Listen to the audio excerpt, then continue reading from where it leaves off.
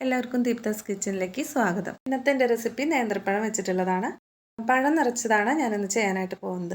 ഇത് കുട്ടികൾക്കും അതുപോലെ മധുരം ഇഷ്ടപ്പെടുന്ന എല്ലാവർക്കും ഒരുപാട് ഇഷ്ടപ്പെടുന്ന റെസിപ്പിയാണ്.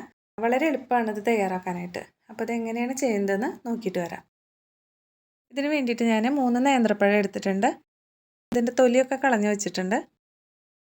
ഈ ഒരു പഴത്തിൽ നമുക്ക് ഫില്ലിംഗ് ഒക്കെ വെക്കാനുള്ളതാണ്. അതിന് വേണ്ടിയിട്ട് ഇതുപോലെ ഒന്ന് കട്ട് ചെയ്ത് കൊടുക്കണം. മുഴുവനായിട്ട് നീളത്തിൽ കട്ട് ചെയ്ത് കൊടുക്കരുത്. ഇതിൻ്റെ രണ്ടറ്റവും കുറേശ്ശെ വിട്ട് നടുവശത്ത് മാത്രം നീളത്തിലൊന്ന് കട്ട് ചെയ്ത് കൊടുത്താൽ മതി.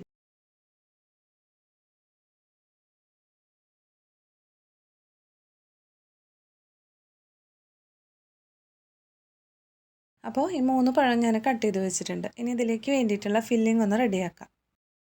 ഫില്ലിങ്ങിനായിട്ട് ഞാൻ 1/4 കപ്പ് തേങ്ങ ചിരകിയത് എടുത്തിട്ടുണ്ട്. ഇതിലേക്ക് 3 ടേബിൾ സ്പൂൺ പഞ്ചസാരയും കൂടി ചേർക്കാം. 4 ഏലക്കായ പൊടിച്ചതും കൂടി ചേർക്കാം. പൊടിക്കുമ്പോൾ ഞാനിതിൽ കുറച്ച് പഞ്ചസാരയും കൂടി ചേർത്തിട്ടാണ് പൊടിച്ചിട്ടുള്ളത്. അപ്പോൾ ഇതാണ് പഴത്തിൽ വെച്ച് കൊടുക്കേണ്ട ഫില്ലിങ്. ഇത് നന്നായിട്ടൊന്ന് ഇളക്കി മിക്സ് ചെയ്ത് കൊടുത്താൽ മാത്രം മതി. ഇനി ഓരോ പഴം എടുത്തിട്ട് ഇതുപോലെ ഫില്ലിങ് വെച്ച് കൊടുക്കാം. ഈ ഒരു ഫില്ലിങ് സ്പൂൺ വെച്ചിട്ട് നന്നായിട്ട് അമർത്തി വെച്ച് കൊടുക്കണം. 3 പഴവും റെഡിയാക്കി വെച്ചിട്ടുണ്ട്. ഇനി നമുക്കിതിലേക്ക് വേണ്ടിയിട്ടുള്ള ബാറ്റർ ഒന്ന് തയ്യാറാക്കാം.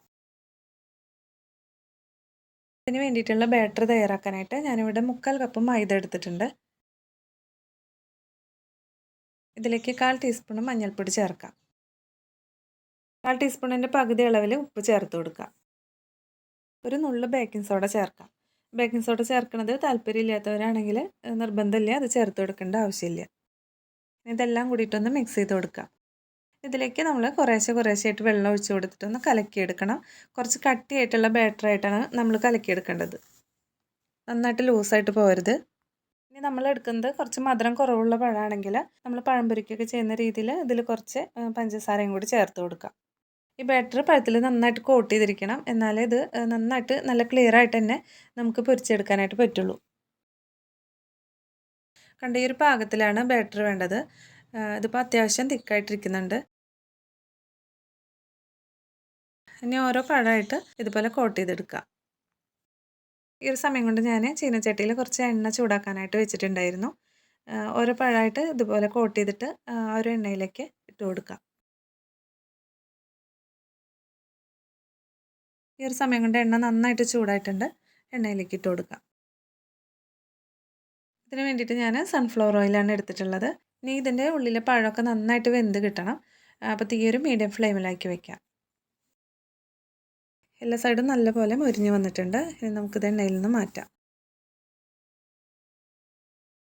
ഇനി ഇതുപോലെ ബാക്കിയുള്ള പഴം കൂടി ഇട്ട് കൊടുക്കാം. കുട്ടികളൊക്കെ സ്കൂളിൽ നിന്ന് വരുന്ന സമയം കൊണ്ട് തന്നെ വളരെ എളുപ്പത്തിൽ ഉണ്ടാക്കാൻ പറ്റിയിട്ടുള്ള റെസിപ്പിയാണ്. ഈ ഒരു വീഡിയോ ഇഷ്ടപ്പെടുകയാണെങ്കിൽ ലൈക്ക് ചെയ്യാനും സബ്സ്ക്രൈബ് ചെയ്യാനും പിന്നെ നിങ്ങളുടെ അഭിപ്രായങ്ങളൊക്കെ കമൻറ്റിലൂടെ അറിയിക്കാനും മറക്കരുത്. വീണ്ടും അടുത്തൊരു വീഡിയോ ആയിട്ട് കാണാം. താങ്ക്